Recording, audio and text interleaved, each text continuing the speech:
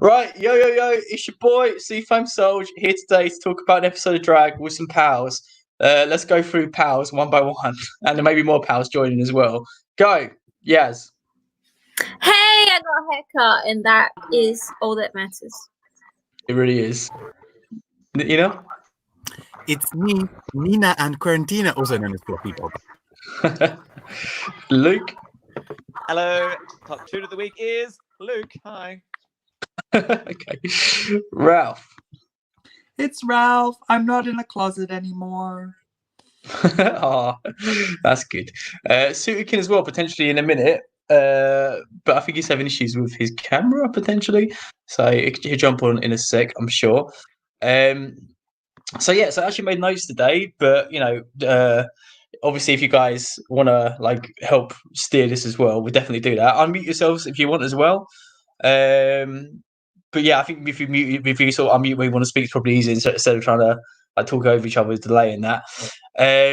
So first of all, it was workroom stuff, right? So I made notes. Some of these notes are pointless and you guys might not want to say anything about them. For example, my first note, Sherry comes to Widow, but then we don't really know the context of it, right? It was a moment, but then it was kind of cut quite quickly. And we don't really know what's been going on between them because we haven't seen anything from Sherry Pie. So it was kind of a moment, but then also not a moment at all. So yeah, I guess there's not really anything to say about that. Or does anyone put your hand up if you want to? Go on, Nina. Go on, girl. I was wondering, I kind of feel like maybe this in the original edit was meant to be a proper, hey, see again, it was meant to be a proper Sherry, because at this point, Sherry would be sort of Sherry and Gigi in the competition kind of thing, and then it would be sort of Sherry's moment of kind of being I'm that bitch, and then kind of underperforming.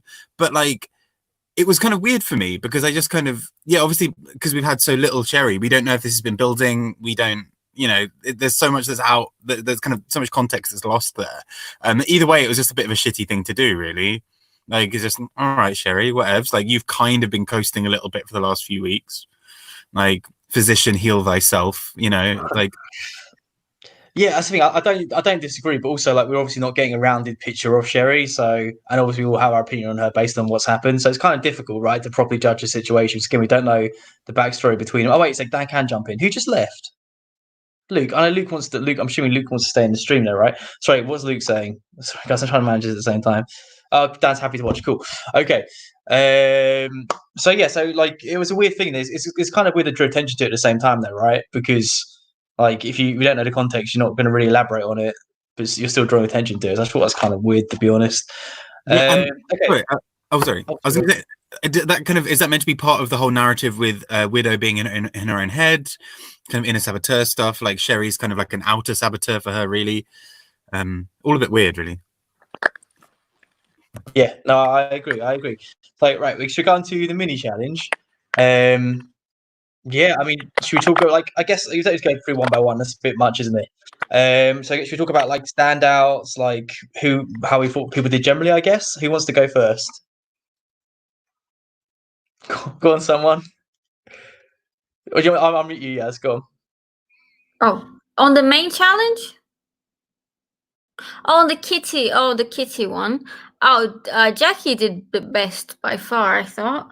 Actually, Jada did pretty well as well, I thought. But this is Jada's episode, and you guys might be mad at me because I'm a big stan.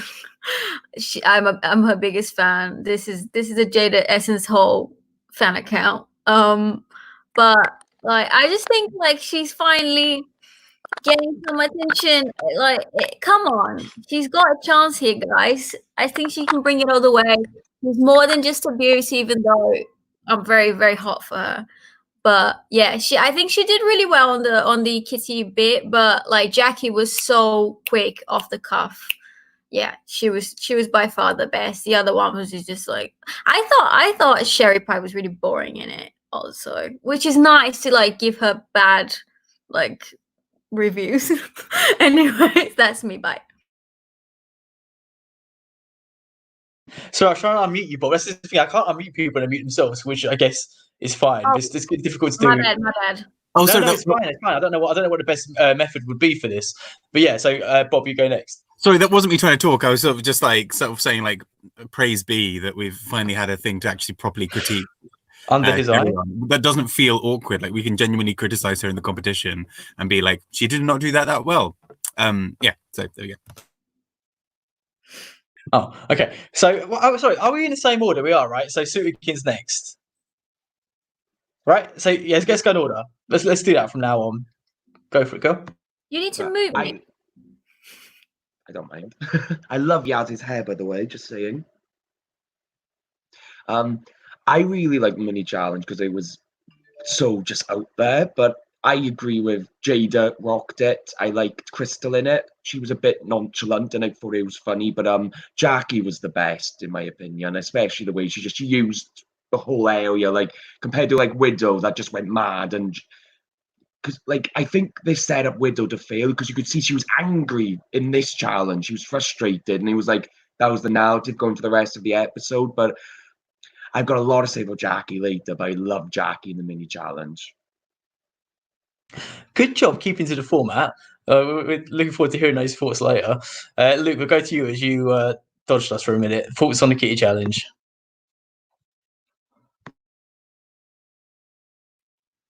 Sorry, Is Luke frozen? He's muted. I did unmute him. Hello, can you hear me now? Hello. Okay, cool. So yeah, I really liked the Jackie in the mini challenge as well. I thought she was great. I thought there were a couple like it was a weird mini challenge, but so fun, so much fun all throughout. I think just about everyone did a great job. But yeah, Jackie absolutely the win for me. Cool, Ralph. I just thought it was really fucking weird. It was cat litter. This is like, is that where we got into promoting something cats can pee and shit in? That's what drag queens are.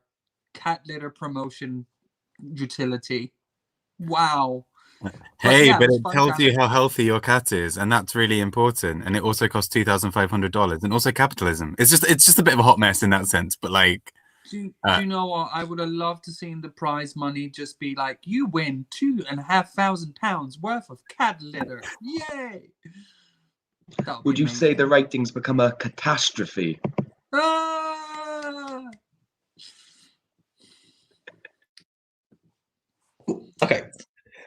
Yeah, I was just gonna say. So I thought Crystal was really good as well. I know you said that suited Kim, but I thought like Crystal was like bizarreness suited this challenge pretty well. I thought, but yeah, I thought Jackie did good. I thought like they all did pretty well. Generally, I don't think anyone was like horrific. No one was really a mess.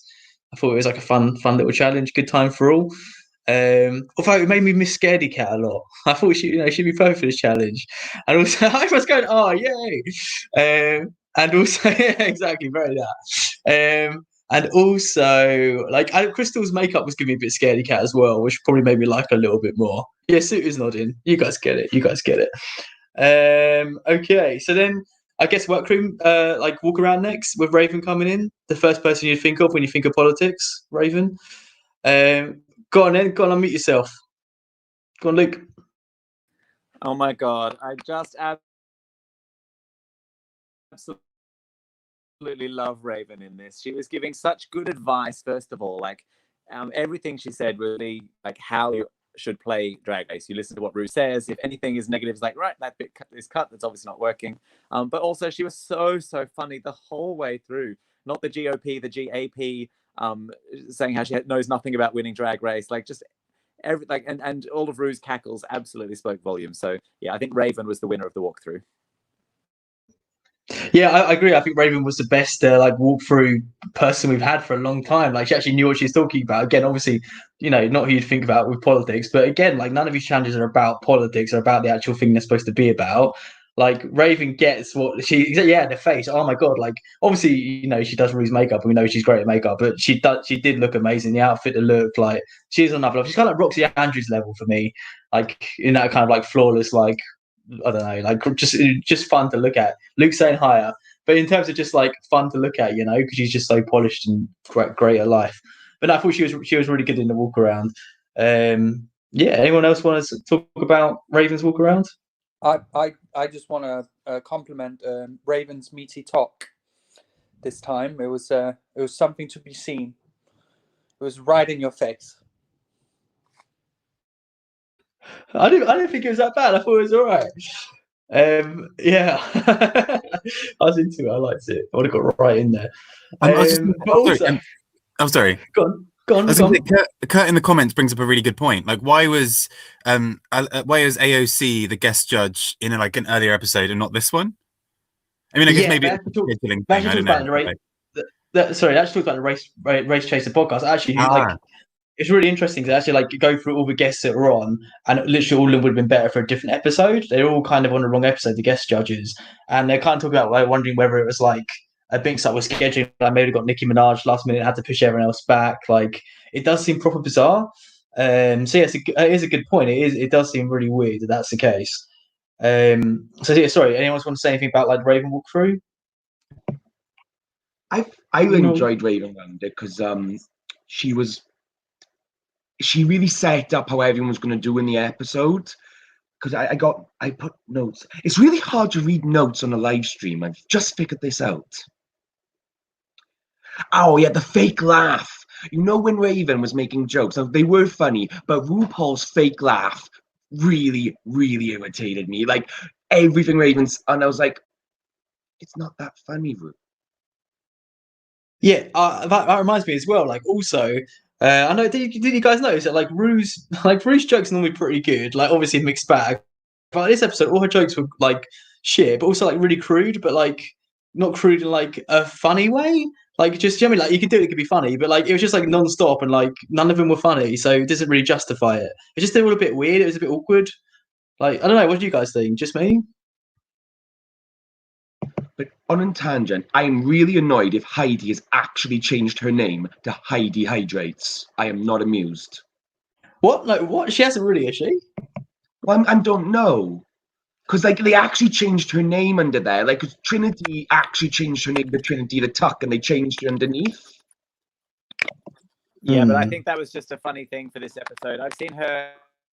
She's advertised. She's coming to the UK later in the year as Heidi in Closet.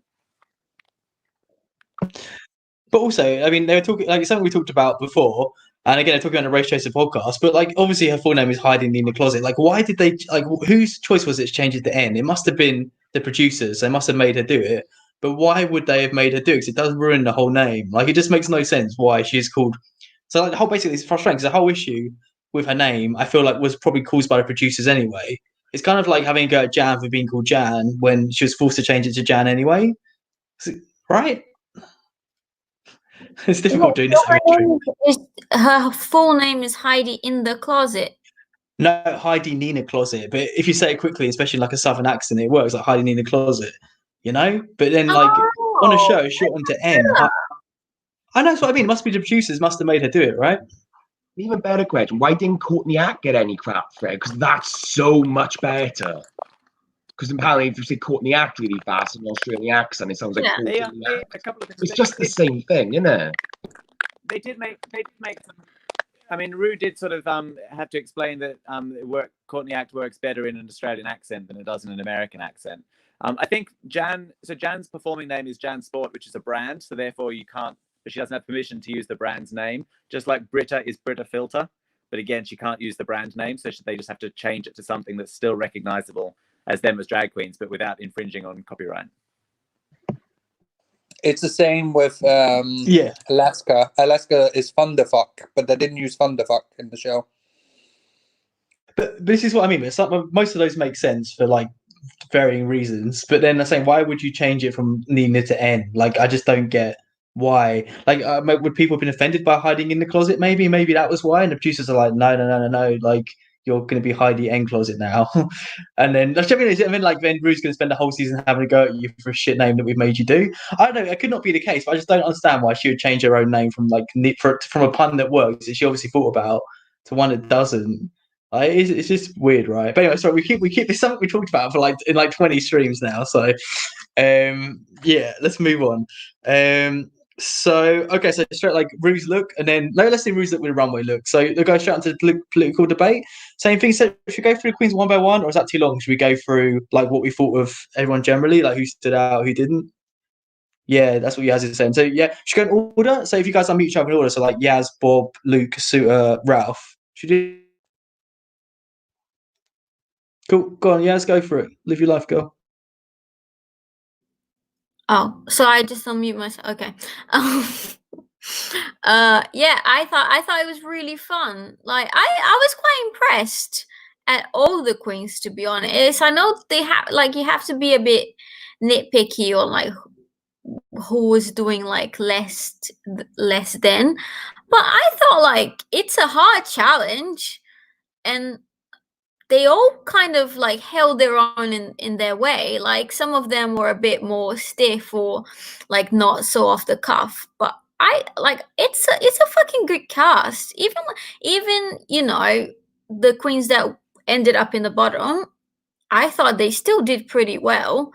In comparison to like season 4's when they did the debate with Latrice and all of that. Like there was some funny moments, but I think this season, this cast did a lot better, even though there was a lot more people and it could have been a lot messier. Obviously, like I loved Jada in it. I love the guests. They like yeah, they were both really funny, but like Jada was hilarious. I just could not get enough. I always get really cringed out on these kind of like improvisational like challenges. I keep like checking my phone and just like, oh god, are they doing well? Are they doing okay? But actually I was pretty fucking impressed. Yeah, anyways, that's me. Is it me now? Yeah. Okay. I completely agree with what Yaz just said. I think I was really glad to see Jada do like this is the kind of Jada I've been waiting for all season, and I'm really glad that she's kind of arrived. Yeah, she was so funny, like so clever with like the little like. I think early on, I was a little bit worried for her, but then her like constant like confusion, like oh look over there, like it shouldn't have worked, it really shouldn't have, but like she carried it with such conviction. It was incredible. I was really worried for Crystal going into this challenge because I thought this might be the kind of one where she might suffer a bit, and she actually I think pulled it out. Like it did a decent job. I do agree with what I think judges were saying at the time. Like I think Sherry was a bit underwhelming. I'm actually, I don't know, and she has some good moments. I'm surprised she was safe instead of in the bottom 3, but like, because especially the fact that she redid Katharine Hepburn essentially. But yeah, I just thought there were so many like little fun moments, and like Yaz was saying, the fact that the bottom 2, Widow and Jackie, I still found a lot of things that I enjoyed about both of their performances. Also, the kind of fun thing is like because of this, it's sort of there's been a bit on Twitter of like reminding everyone of like the wonderful season 4 moment with Latrice, where you know she was asked about a time she's had to make peace with something, and she says sort of like, you know, about 5 minutes ago when I looked over at Fifi O'Hara and saw that she was ugly, and I'm at peace with that. And I'm so glad that like this sort of every 4 seasons we get this, because there are some really like good moments that come from it. Yeah. Oh, and actually, sorry, in the comments, I just seen Kurt's thing about Gigi. 100% agree. Like, I was like, oh, Gigi's doing the robot and like randomly pandering to RuPaul with like, let's do like cover girl. Like, it was just a bit. Yeah, I feel like Gigi would have been bottom 2 personally for me, but yeah, there we go.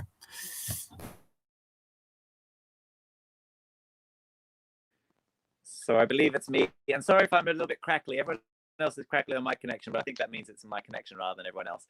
So apologies. Yeah, I would just back up what everyone else has said. I thought that Sherry was a bit underwhelming, but also she's one of the front runners, you know, challenges wise. So I think that's probably what saved her from being in the bottom. Probably the same for Gigi, and also that look. I know we're not getting to the looks just yet, but Brill.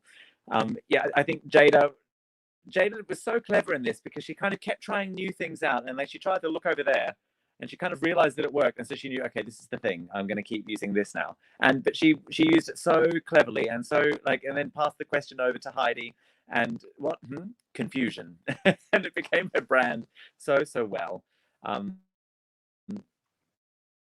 yeah, I thought absolute standout of the whole challenge. So Jada.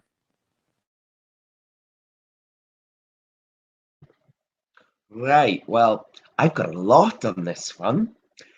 To me, Jackie was the best next to Jada because they had a go at Jackie for repeating all the Canadian stuff. Well, Jada just kept repeating confusion. Look over there.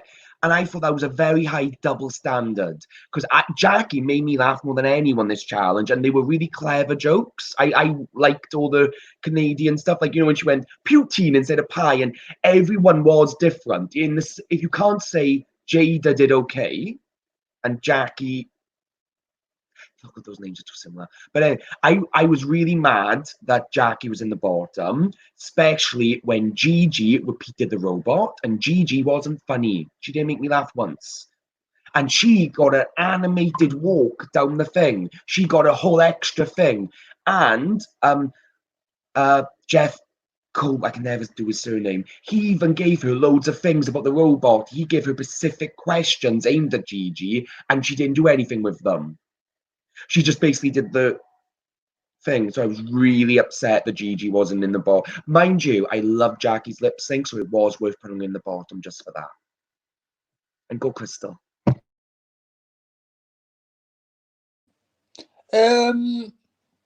See, I liked Heidi. I loved her little comments and her fainting and so on. She was just a delight the whole way through the episode. Even when she's being shady, she's really nice. I love her. She's so sweet.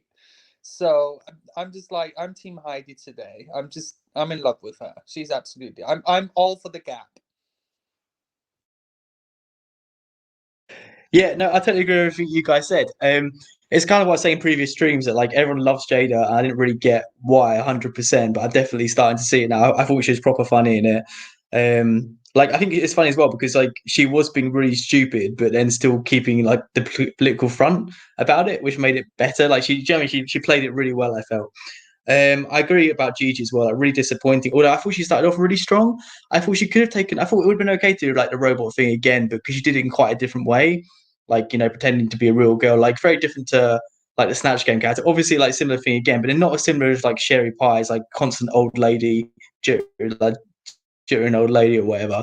Do you know what I mean? If people do like old lady characters, I feel like robot could be like a whole category. As long as they're different types of robot, So 3 times. Well, old lady for Sherry or robot for Jackie. Sorry, Luke. Yeah, Luke. It was the 3rd time that Sherry had done the old lady thing. It was only Gigi's 2nd attempt at the robot. No. Can I also just on that? Like both Sherry and Gigi have been front runners, and so I think that does count in who makes it into the bottom. Can I also come in on like Sutkin's thing about Jackie repeating? Like, I mean, I love Jackie. I do think like she could have gone for it a bit more. Like, we know that she's sharper and quicker than that. Like, I think she could have like dialed that Canada thing up. I think that was kind of the problem. Like, she repeated it and it wasn't like proper laugh out loud funny. It was just like a little titter. And like Jada's was like, I think properly funny. So then when she stuck with it, you're like, yes, that's it. Like I want to see more of this. Whereas Jackie's, I'm like, okay, take the Canadian thing, like find another really fun angle on this. Like, I don't know necessarily what that would look like, but I'm sure there's a way of really dialing it up and talking about like improving these like improving relations and like all these kind of things that start really making it sound like she's trying to take over America to make it a province of Canada or something like that, where like there's an added like twist to that joke, because instead it was a bit like, oh, she said Trudeau, and it's like clever, but like you can do better than this. Like I think she had it written down though, because I think because he kept saying to her, it was like he didn't like her Canadian things. He was like, I don't want to hear that now. But obviously that's what she planned it round, because he only dismissed her and he didn't dismiss anyone else's take on it. Because that's why I didn't like, because he was like, oh, you're doing that again. But like he gave everyone else hooks to go on with it. Because if he could have just as easily gone to Jada, if he hadn't looked that way, he went along with it, and then it wouldn't have been funny. So I just found it was just like they decided, oh yeah, we're going to put Jackie in the bottom today. She's got this Muslim Iran storyline. This is going to be epic. Yeah, I personally would just swapped her and Sherry, and then for me that all the placings would have felt really fair. and like maybe Gigi, like possibly in the bottom two. But like, yeah, like for me, I think most of the placements made sense in my head, apart from Jackie and Sherry, perhaps. Yeah, I agree with you. Like I do. Oh, sorry, go on, go on. Oh, sorry. I was just going to say, I think for me too, like Jackie's comments. Okay, so they were just as repetitive as Jada's, but they were kind of like little almost digs, but then she backed away from them. And I think for me, Jeff Goldblum was just kind of saying, okay, we've done this, like we need to do something else now, so therefore don't give me more Canada. Whereas Jada's kept sort of getting bigger and more ridiculous each time, and so for me they were just funny, whereas the Canada ones weren't really funny. So I don't know, I felt like he was trying to help her and say, okay, let's hear something else now. Whereas Jada's just kept getting more and more confusion. Maybe I'm biased. Like Wales is like the Canada of England.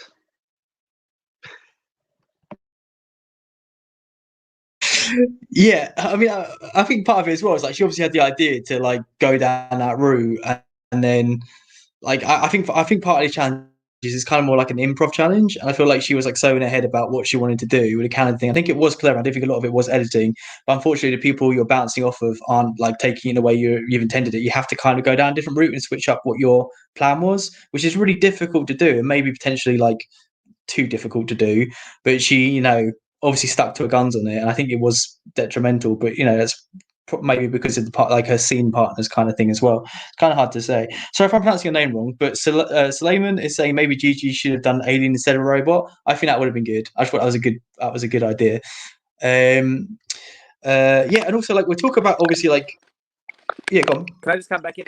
Sorry. I was thinking of something that she could have done, that Jackie could have done for Canada, because also I love Jackie, by the way, especially in this episode, but in general. But like she could have started off the kind of, oh, I've accidentally said Canada, but I'm actually running for president of the US. And then by the end, like ignore the fact that she's in the US and just completely take on Trudeau.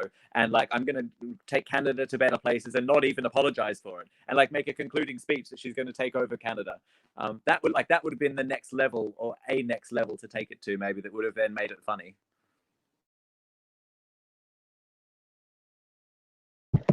Last thing with the Jackie thing, I really think Jackie reminds me what Charlie Hyde's could have been if she just fucking done that lip sync.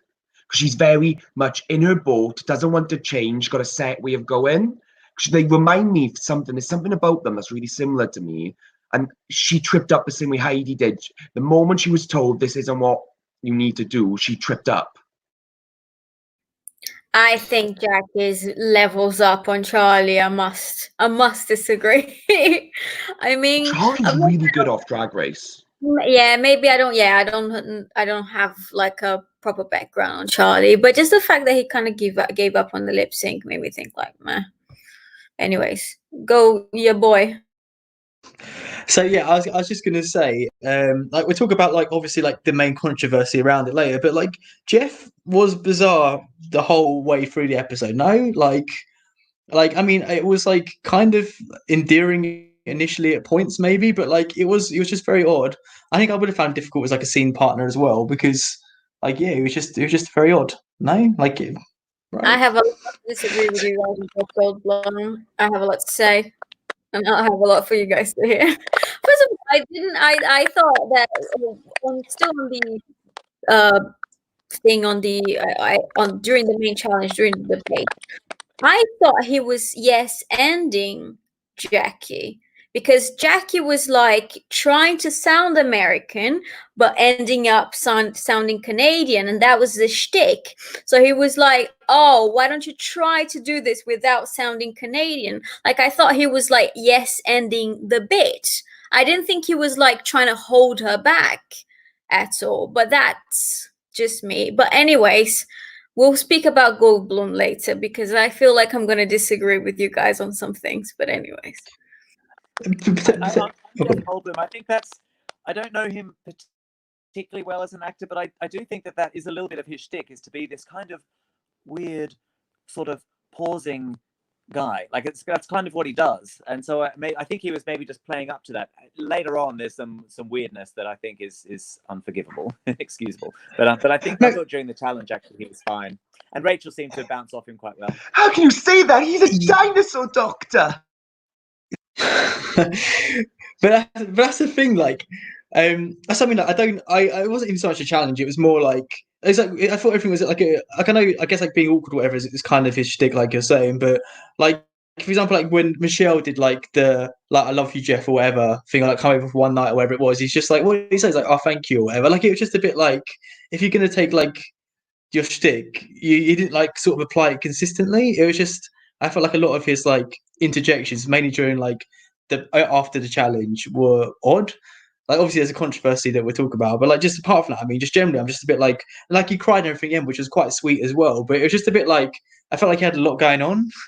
You know, I don't know. It was hard to work him out. I couldn't really work him out the whole way through. If you're not used to the Goldblum, it can be a bit off-putting. It's he has a lot of layers, and he's like his rhythm, he's not on the same rhythm as everybody else. Let's just say that.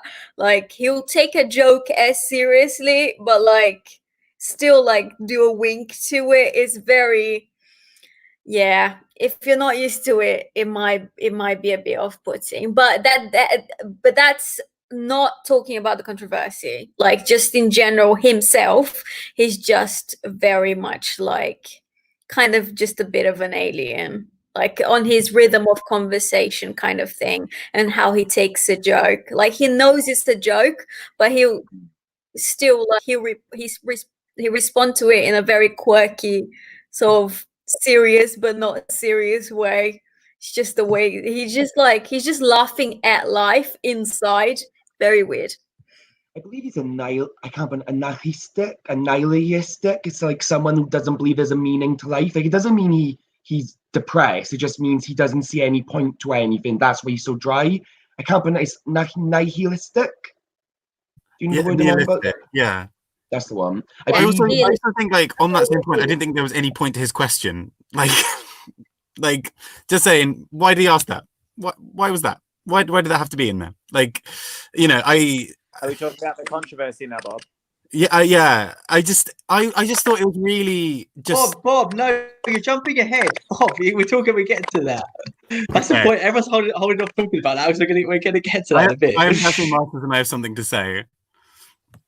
I know. Should we go if you do it in order though? Should we go through the runway next? Should we go through the queens one by one, like super fast? Probably easiest, right? Okay. Crystal loved it a lot. Like one of my favorite like looks in a long time. I don't know. I thought it was super cool. Like very different, something I hadn't seen before. Like great. Anyone else want to add any? Like, should we go through one by one, or do you want to like put your hand up? We can do two and boat as like. Oh yes, that's a good idea. That's a good idea. So I think I cut out for a second there. So that's that then. Okay, so Crystal. Cool. Yeah, 2 thumbs up from me, but I can't do 2 thumbs. Heidi. I feel like I'm leading it now if I'm going first. Really? Oh, mixed bag. Yeah, Suikin, video on your page. Widow. If you've got anything to say, I have something to say for Widows. I thought it was brilliant. I thought it was. I like that she took the brief of Stars and Stripes, but she made it about her own heritage. I thought that the stars were massive. I love also that they came off later on, which is still, it's part of the lip sync, but it's also part of the costume. So that was a really nice moment as well. I thought fab. Yeah, well done, Widow. And she had glitter in her afro, and it was just so beautiful. I thought it just like, I think what was so nice for me was like Luke was saying, like when you've got everybody lined up, like hers stands out by a mile just because it was so different. And I think it's quite brave and quite bold in like in a challenge where everyone's going to go for red, white, and blue to do black and white. Like I thought it was really clever, and I thought she did it really beautifully. I mean, a little bit rough around the edges on the stars, but like I can overlook that. Her hair was the afro, because I think she looked so beautiful with that natural black hair, because you don't see natural black hair being recognized as beauty on Drag Race a lot. They normally put it on for comedy, or like, you know, they'll have a white person put it on. But I thought she looked stunning with the wig, but I wasn't keen on the dress. I don't know why. I like the stars, but I don't know, it wasn't quite polished. Yeah, no, I agree with Sue. Like head loved, like afro amazing, like the makeup really great, but the dress looked cheap to me. I think a bit like crafty. Like it starts cool idea, but like looked a bit artsy and crafty to me. Like to me, we'll get to Jada in a minute, but like Jada was kind of pushing the arts and crafty thing for me. Like she was just on the right side for a second. I'm like, a bit arts and crafty, but then like after like a few seconds, I'm like, I absolutely love that. Spoiler for my view on that one. But I feel like they did a similar kind of thing, right? But I wanted to compare it because I feel like Widow was like a cheaper looking version of what Jada did, basically. So Sherry, sorry, actually, before I go on to Sherry, so we do toot and boot like with the farms. But if anyone has anything they want to add about a look, like put your hand up and then like talk about it as well if you want to. So Sherry. Okay.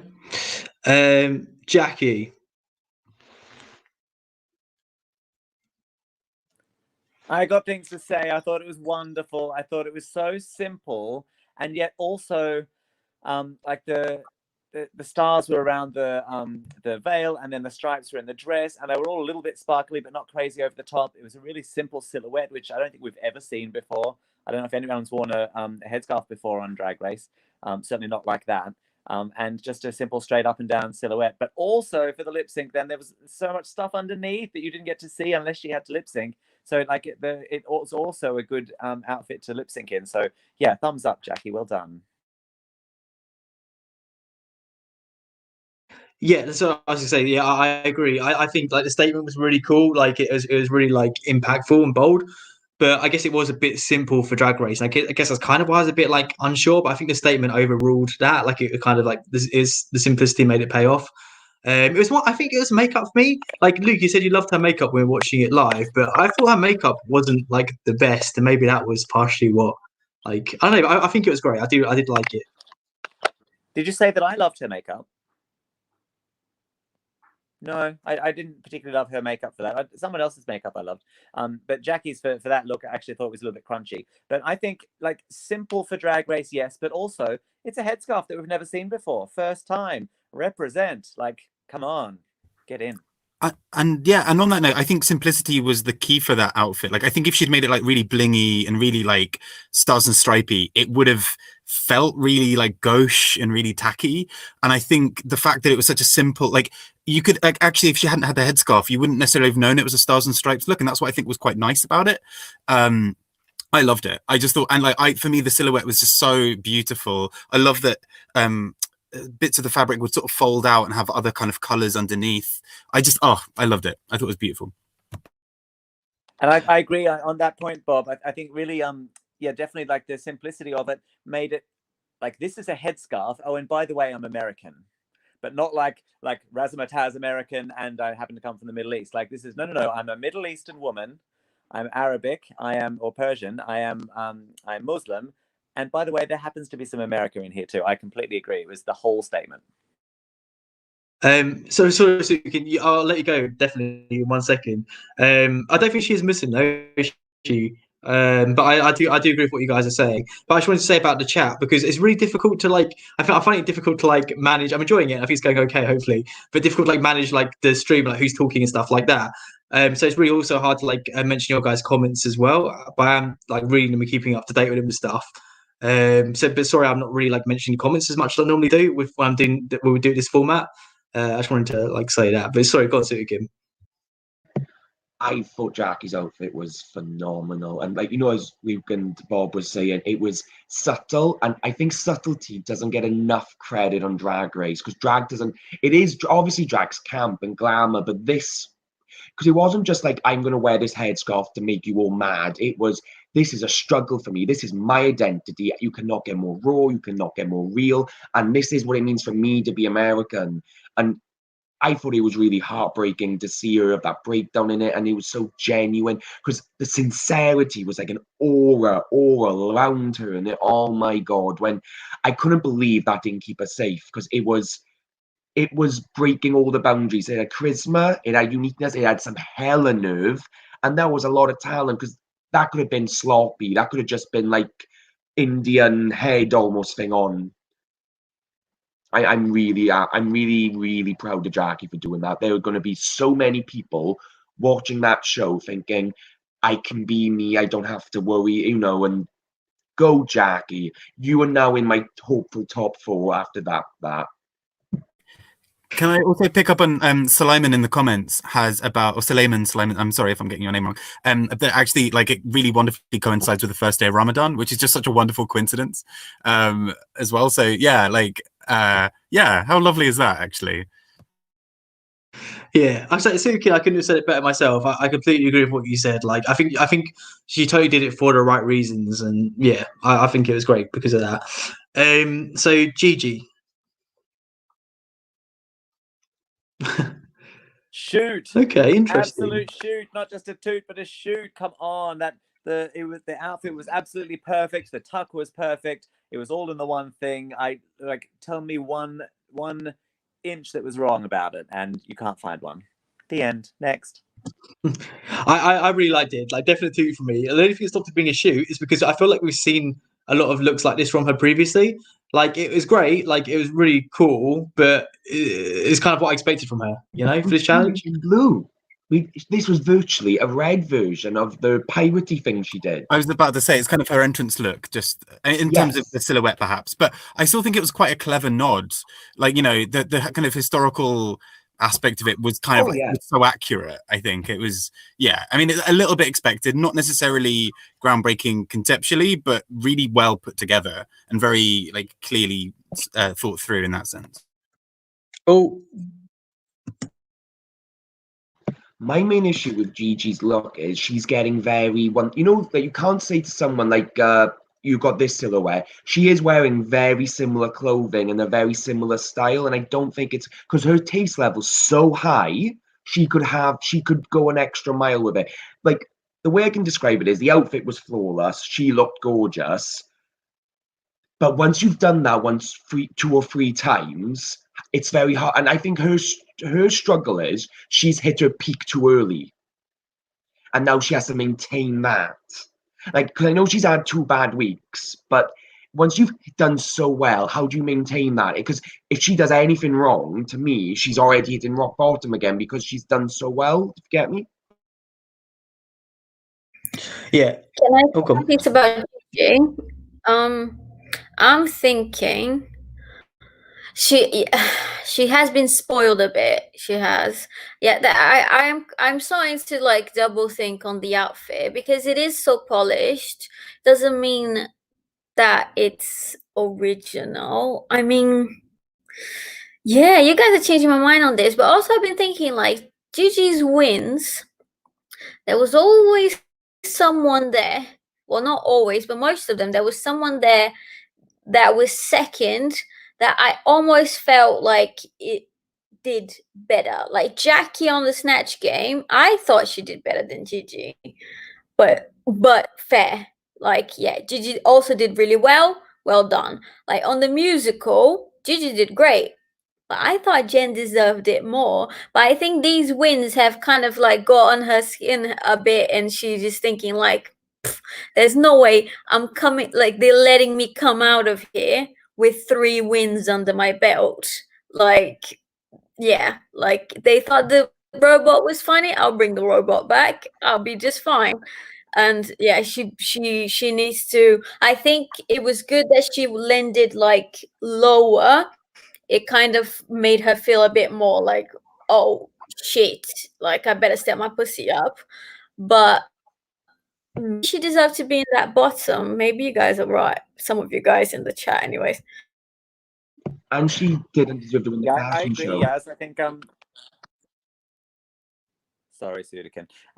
I completely agree. I think she had 3 big wins. She did say right at the start of the episode though that that she kind of was in her head about it, and that she she sort of came into the challenge thinking, well, I've won all the challenges lately, so I'm going to win another one. And I thought to myself, you actually said as much in last week's challenge, like you've won all the challenges. So it definitely has got in her head. On the thing about repeating the robot thing, like a few people have repeated stuff.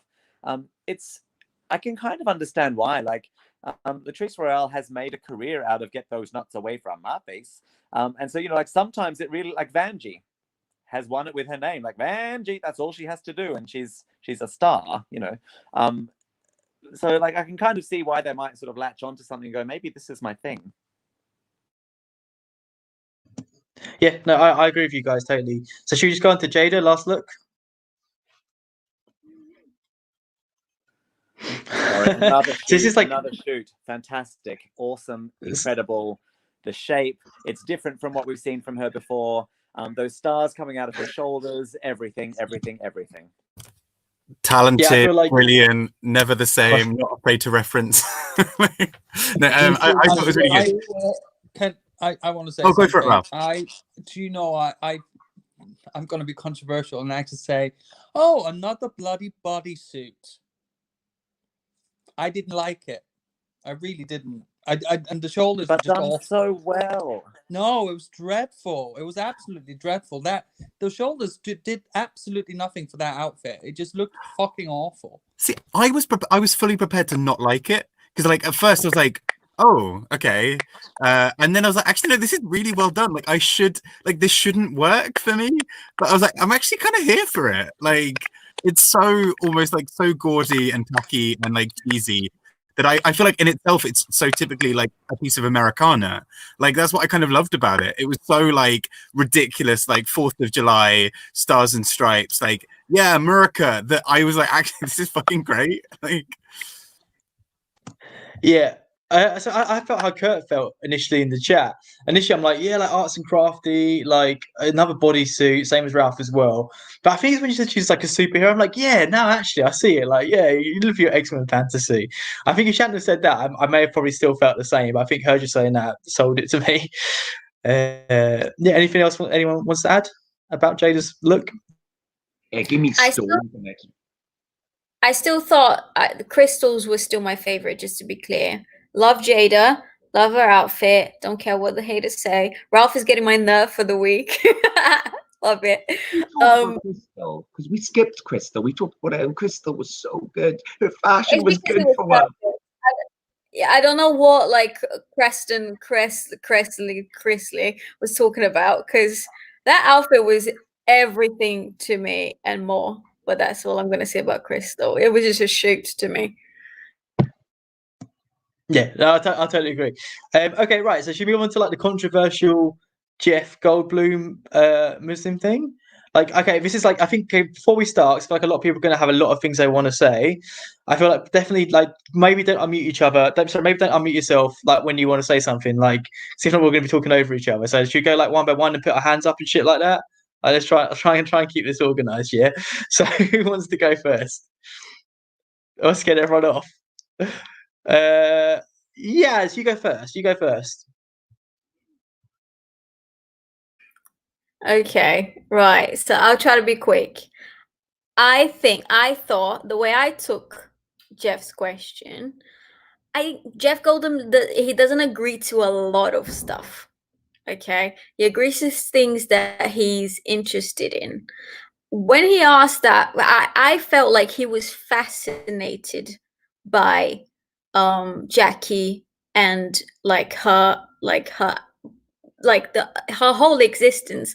His whole thing is that he seems like a bit of an alien who is like really interested in how humans work. But I felt like that's maybe because I'm a fan, I saw it that way. But I felt like he was really interesting to hear from her point of view, like what this all represented, because it was such a big stance, like, and like how does she like fit these things in her mind, thinking that parts of like, first of all he asked, and first of all like he prefer like how do you say it? Like first he said like, can I ask you, are you really, he didn't think like I don't know, there's a way of asking things. Also they could have cut this, mind you, if like it seemed like it upset her or offended anyone.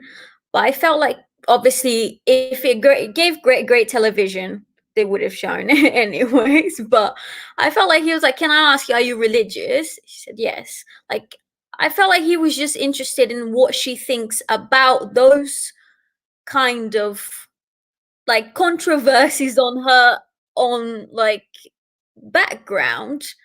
I don't know. I felt like he just felt he wanted to give her a voice to speak about those things, kind of. That's how I took it. But maybe I don't know. It's like people just think it's not right to ask those questions. He even said, like, I might sound a bit stupid and like a bit bigoted, but can I ask you this? Because he was truly interested.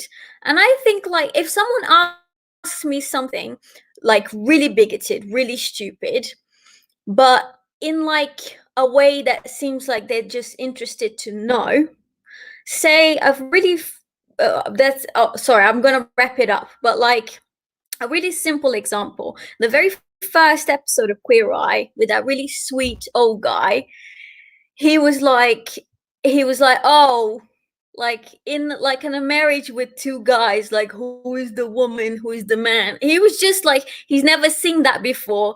He just wanted to know. He was interested. It sounded bigoted, and Bob was like, "Look, you shouldn't say things like that because it's not like this, it's not like that." And then JVN like explained it better, and that was that. It doesn't come. It felt like then it didn't come from a place of. It just came from a place of ignorance, and in this case, it seems like he was aware of his own ignorance and he wanted to learn. But yeah, okay, I'll wrap it up. Bye. I just want to add something super quick. So yeah, but basically that's how I took it as well. I just wanted to like add to that by saying like I kind of felt like he really did look at it. Like I know he was a bit like to me like a little bit odd, a little bit off or whatever. But I felt like he really did look at like he took the show very seriously, and I kind of felt like it was like a safe space for him. You know, like obviously like with the crying and everything at the end, I felt like he really was quite vulnerable and like open. And I do think Luke's sorry, I don't watch Luke's face.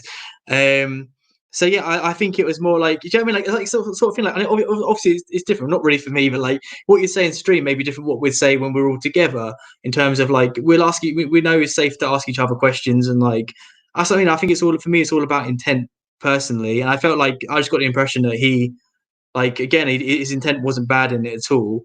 And yeah, he felt like safe and comfortable enough to ask that question, whether it's the right question to ask or not. I'm not saying it was, but like I know I don't think he meant anything bad by it. And yeah, sorry, go on, Bob. So a quick thing just before I start on that, and Horatio has just asked if he can join as well. So let your homegirl in. Yes, no, I was going to. I was just thinking. I saw Horatio down there, but also I don't know whether Ralph wanted to come back though. So I don't want to kick Ralph out if he's like wanting to come back, you know, because he's been here. But obviously, if he doesn't, then 100%, yeah, of course, I want to hear what Horatio thinks. Yeah, so I don't know. I mean, I agree with what you guys are saying in terms of that. I think it was a shittily asked question in some ways. I think like I don't think his intention was bad. I think it was just quite weirdly telling that like that question has never really been asked to a Christian or a Jewish queen on the stage. It's never been like, oh, you know, like there's a kind of you know, in some ways perhaps a longer American history of kind of sexuality and Christianity and kind of difficulties in balancing those two. But it just felt quite telling that like one of the first questions asked about the first Persian queen, the first queen in hijab, was literally anti-woman, anti-gay, and it's like, oh come on, like I think what could have been a really interesting way of framing that might have been a little bit more kind of just like, I'm really curious, you know, this is obviously like a very political stance, and I know that one tension that a lot of queer Muslims have spoken about before is balancing their faith and their sexuality. Could you talk about that a little bit, or has that been something that's affected you? I think that could have been quite an interesting way of framing it. Horatio! But I think instead it just felt quite weird and quite telling that the first time we're seeing a queen in hijab, one of the first questions is like about anti-woman, anti-gay. I was like, oh, this is just, it feels quite an uncomfortable way for that to be framed, and like for that to be one of the first questions. If you get what I mean. I agree with you. I don't think his intentions were bad necessarily. I just think it came across as quite a weird thing. Sorry, I know that Luke's got opinion. Listen up, I got some thoughts to share. Yeah, I think I lean much more towards Bob's side. I think like there are some, I sometimes like if there's something that feels a little bit confusing, like, oh, I'm reacting against this, why am I reacting against that? And maybe it's okay.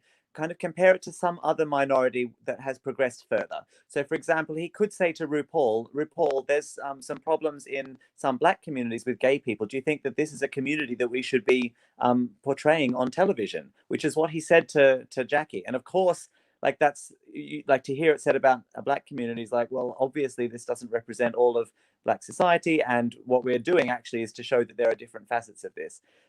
And I think that is a point that maybe he should have kept in mind when talking about Jackie and Middle Eastern society. I think also the way he phrased it, like he did not, like as Bob said, he didn't sort of say, oh, can you explain? I would like to know about this. What he said actually to the panel is, should we be putting this on television? It's like, honey, this isn't about you at all. First of all, you're a straight man on a panel. Secondly, if you're asking the question and that you don't know it about this, it's not about we, it's about like, tell me your story. I want to learn from you because you're the one that has the upper hand here because you have all the information that I don't have. Not should we be allowing this and therefore actually you're beneath me and I'm the one with the power still. Like it just sort of speaks to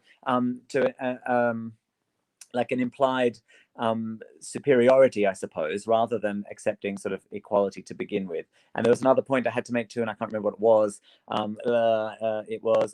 He then later, I think, put it into context. He then later was talking about how wonderful it was that Gigi was tucked, and where does this? I don't even understand. Like, and I sort of thought this is a safe space for people who get this already. First and foremost, yes, it's a space to try and build bridges, but like, I don't know, don't make drag queens and people who support drag queens feel like it's weird because, oh, look, they do a tuck and I don't know what goes on there. I feel like that joke's been made like many years ago, and this is not, if this is still new ground to you, that's fine, but kind of keep it to yourself and just sit back and learn. There, I'm done. I completely missed him saying like, should we have this on television? I didn't think he said that. Like I didn't. I must have been looking at my phone at that moment because that does sound pretty bad. I feel like I need to rewatch it because maybe I was just hearing what I wanted to hear.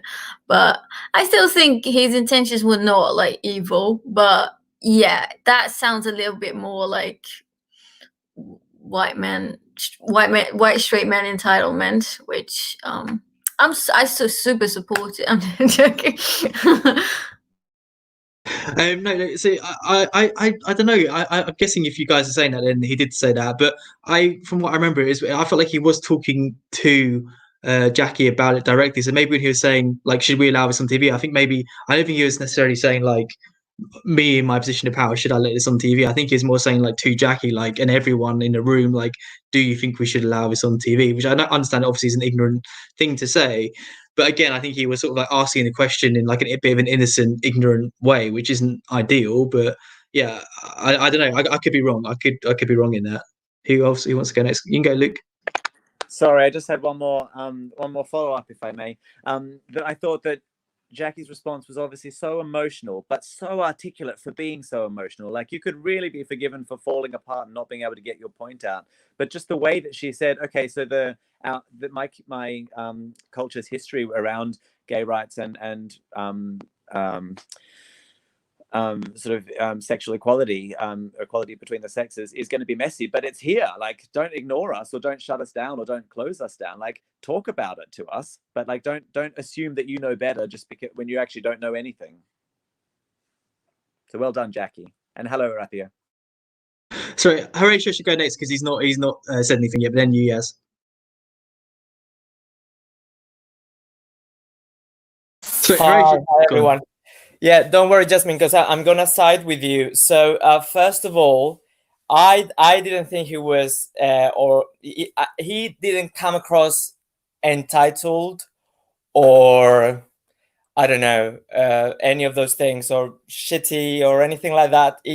I think he came from also a sort of ignorant or curious point of view. Maybe his wording could have been better. I don't disagree. I also hadn't noticed or hadn't thought about the fact that, yeah, why pointing this out towards someone who is wearing a Muslim outfit, or an Arabic outfit. I don't know if the hijab has to do with religion entirely or not. We can discuss about that.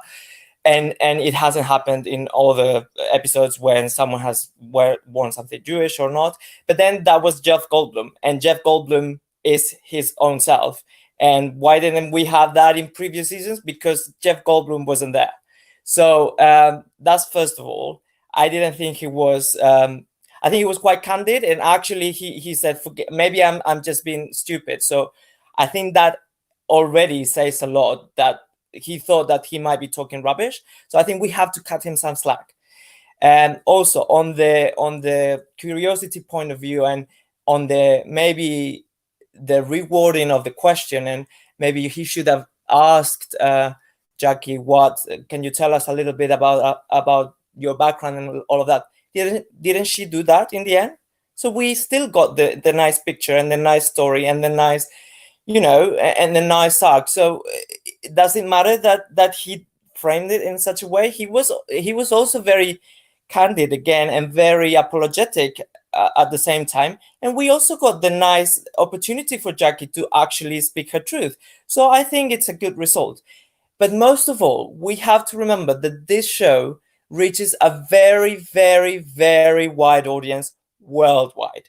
We can't assume, and this is assuming now, that everyone that watches this show thinks like us. There are a lot of people who are very, very backwards thinking that would probably think the same way that Jeff Goldblum does, or that are ignorant about these things. And also people that don't know what tacking is about.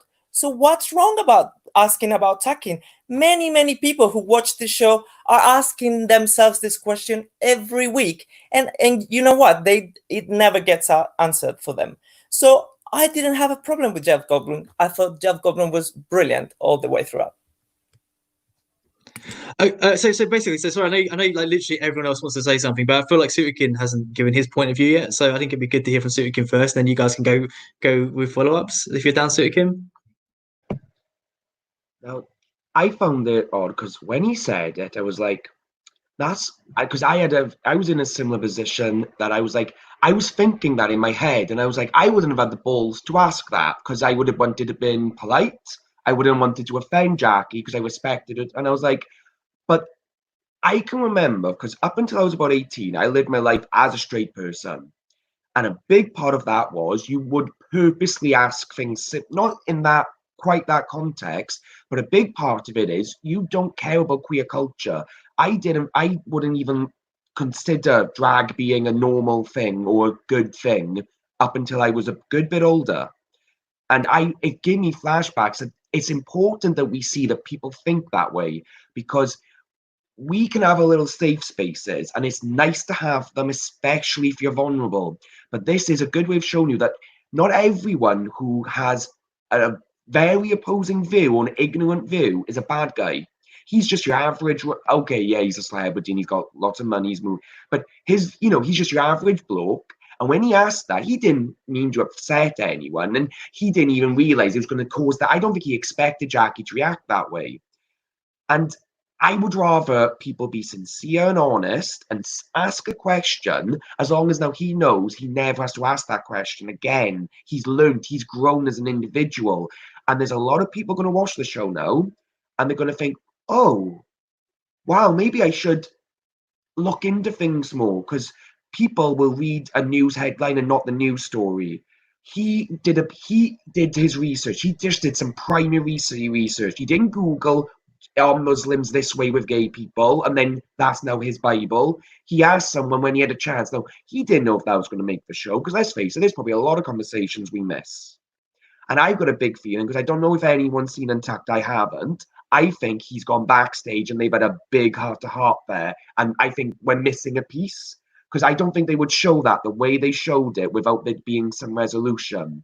And it just made me be really proud that I've come away that, because I'm bi, and I lived straight for a very long time because of the way people treated me and judged me and asked questions. Like, because I get a lot of ignorant questions aimed at me, and I always try to answer them in a very honest way, because people like say, if you're bi, you can never be in a relationship because you'll always cheat on the opposite gender. And it's like, because a straight person's never cheated. And I find I would rather someone insult me or, you know, from an innocent point of view, so then they can spread good things going in the future. So was he a bit of a jerk asking it? Yeah, but I'm glad he was, because now other people won't ever have to be that jerk to someone else. And someone who's on TV, so obviously is in a better position, you know, that's reached a lot more people than if he asked someone in the pub.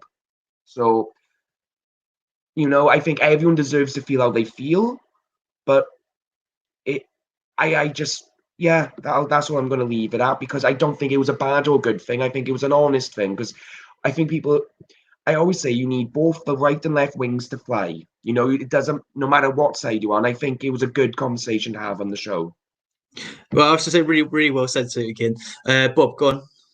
Cool. I mean, yeah. I mean, I like what you guys are saying. I think what Horatio said, especially about it reaching a big audience, is incredibly important. And I think that's something that I know that I kind of overlook with the show. Like, you know, when we kind of grumble about bits of it, it is kind of actually weird to think actually that we're talking about a mainstream competition that celebrates queer culture in some forms.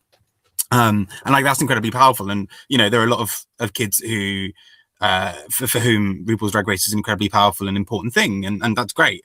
And I don't think Jeff Goldblum's intentions were bad. I think it came from a good place, like you said, in terms of him just wanting to find out a bit more. I think my main issue with it is it kind of, for me, there's a kind of a bit of a dog whistle thing kind of going on with it, in the sense that a lot of the time there have been kind of moments before where there have been attempts by the right wing, and I'm not accusing Jeff of this himself, but there have been attempts by the right wing to, in a very divisive way, to turn minority groups against each other as a way of kind of furthering their own ideas. And I'm again not saying that Jeff is doing that at all. Like, I don't think that's his intention. The thing, I think the issue that happened for me was just like the fact that it's almost like for that first initial moment, we almost don't get to celebrate Jackie doing that. It's almost straight away like, right, can you talk about how Islam is actually really anti-woman and anti-gay, or how it's maybe not? It like straight away puts Jackie in the position of having to defend Islam or defend Arabic sort of Arabic nations, or Arabic culture, or Persia or Persian culture. And I think that for me was the bit that kind of rankled with me, that automatically it's kind of, it wasn't immediately giving Jackie the voice to be like, actually, Jackie, can you talk about how positive this is, that you are a proudly, openly queer person, wearing a hijab, and kind of reconciling those two parts of your identity. And, you know, and Jackie spoke about it being quite complicated. Jackie said that, you know, she had a number of complicated feelings about marrying the two together, and there have been times when it's been really, really hard. I think for me, again, I don't think it was Jeff's intention. I don't think Jeff is necessarily the bad guy for it. I think it was just not a particularly well phrased question. For me, it was just kind of frustrating that, like, we've got this one really great chance to immediately celebrate Jackie for doing such a great thing, for looking so incredible, for having this really beautifully powerful political stage, what's the word I'm looking for? Like costume or like look. And instead, right away, it's kind of like, okay, Jackie, defend Persian culture and its homophobia and sexism. I think I totally agree with what's being said in the terms of, like, the outcome was super positive, in the sense that I think there was a lot of really great conversation, but I think actually more of that falls on Jackie.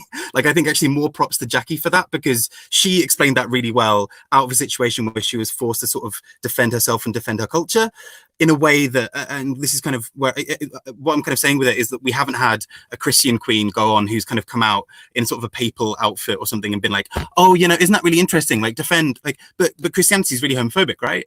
It's like, instead, those kind of queens have been like, oh, look, you're being really fun and playful with your heritage. And I think that for me was the bit that rankled. Again, I don't think Jeff is the bad guy here.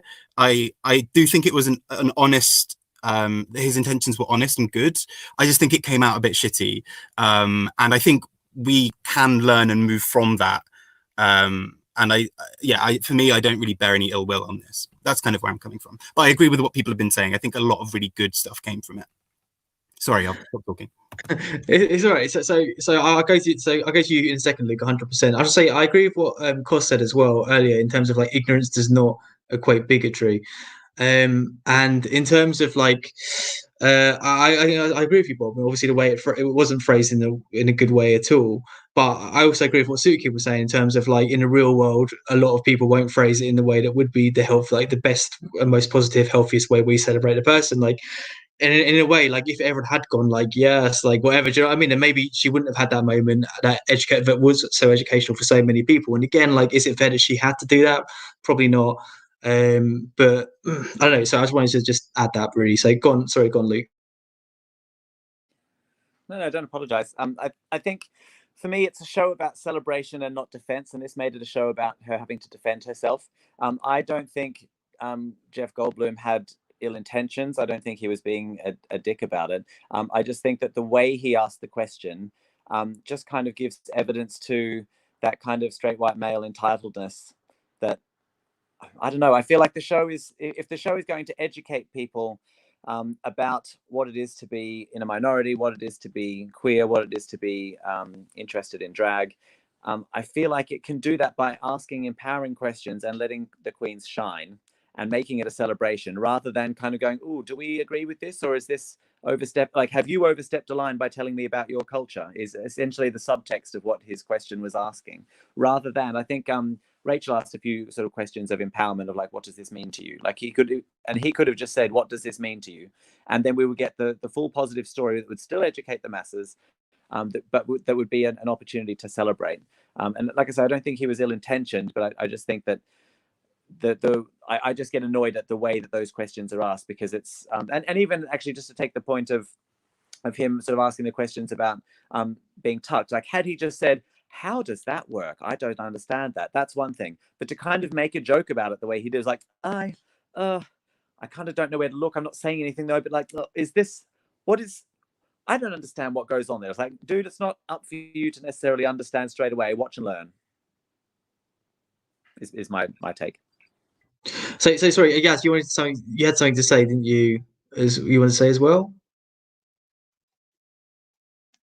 Sorry, go on. I need to log off. I've had enough of you. No, joke. No, but I do need to log off. Sorry. I promised Sam I'd watch a film at 9. And it's 9:30 now. But love you guys. Love you. Thank you for the bi visibility from Superkin. Cheers. Love you too, sweetheart. Yes, absolutely. Yeah. Bye. I agree with everyone, and I love you all. No, you and, don't. Love you. Take care, Yaz. Bye, Yaz, but spelt B-I. Okay, so the other thing I want to say about this conversation is like the Christianity thing, which of course sort of mentioned in the chat as well, and like obviously Bob was saying, and like I think there are two aspects to it. Like, firstly, no one has done like as far as I can remember, like a serious uber Christian look, and then so it's hard to use. You don't know. I guess we don't know whether those conversations would have occurred if they had. Go on, Luke. Did Farrah Moan do I can't remember who she was being, but it was like a Night of 1,000 Madonnas or something, and she wore a great big cross. And it was Yeah. That's Lady what I Gaga mean. look. And Monet did a whole papal look.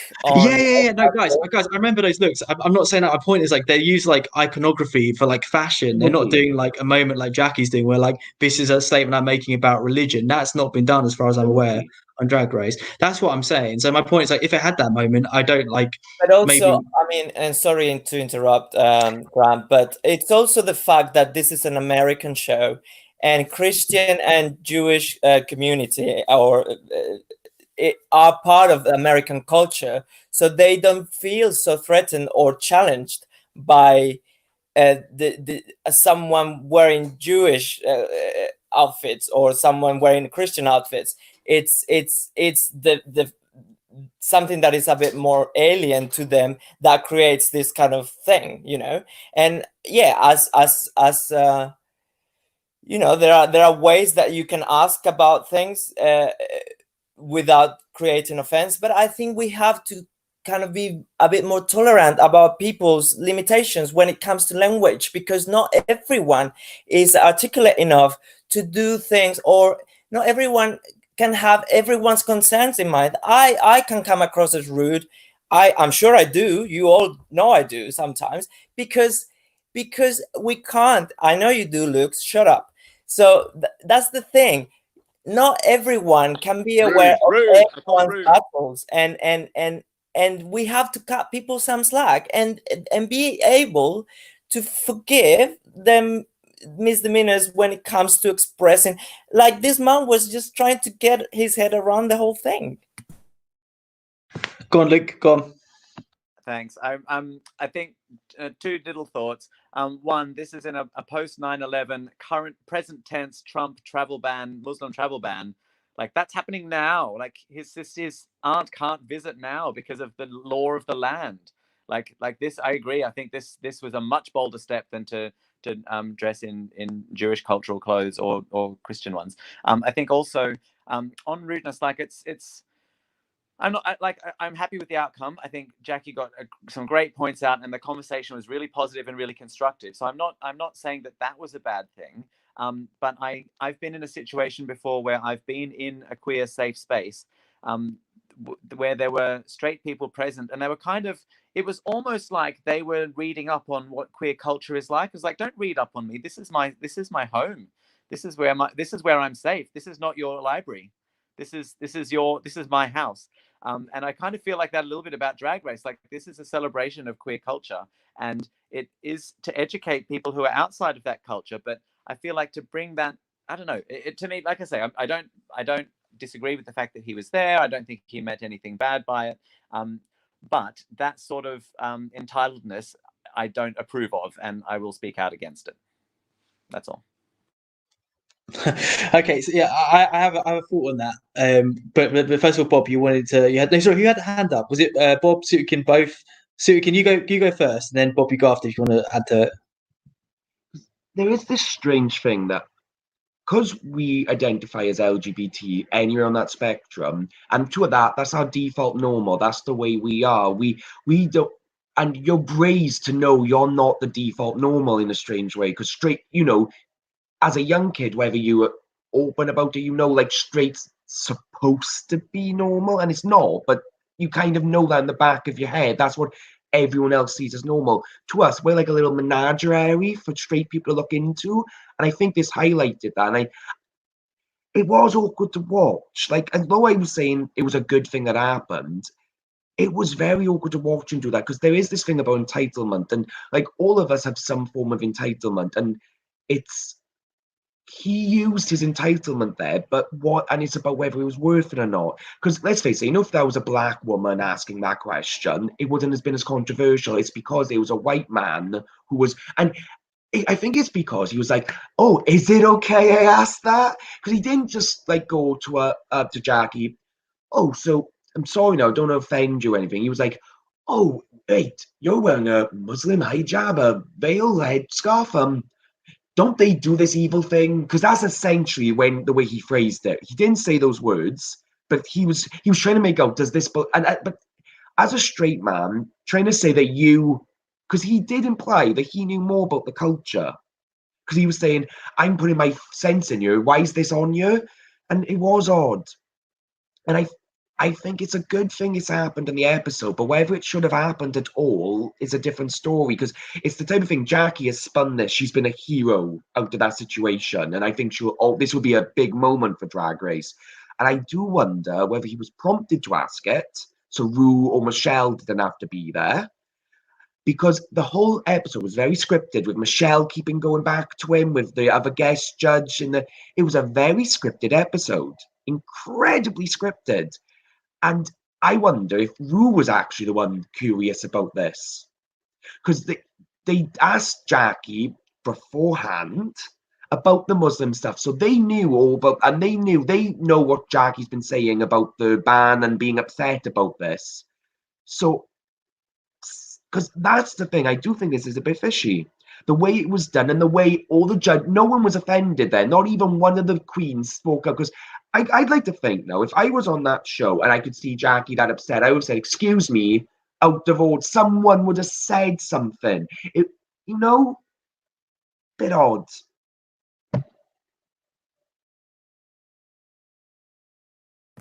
Oh, I actually don't know if I initially had something to say. My only thing, I think, just following on what was said, I think kind of what kind of bringing together a few of the bits. I think my main issue with that is like it's immediately kind of othering and putting that person into the defensive position. Again, though, I do agree with a lot of what's being said. Again, I think some really great things came from this. I think all the intentions were good. I don't think it came off particularly well. I think there are a lot of other ways to do it. I've kind of already said that.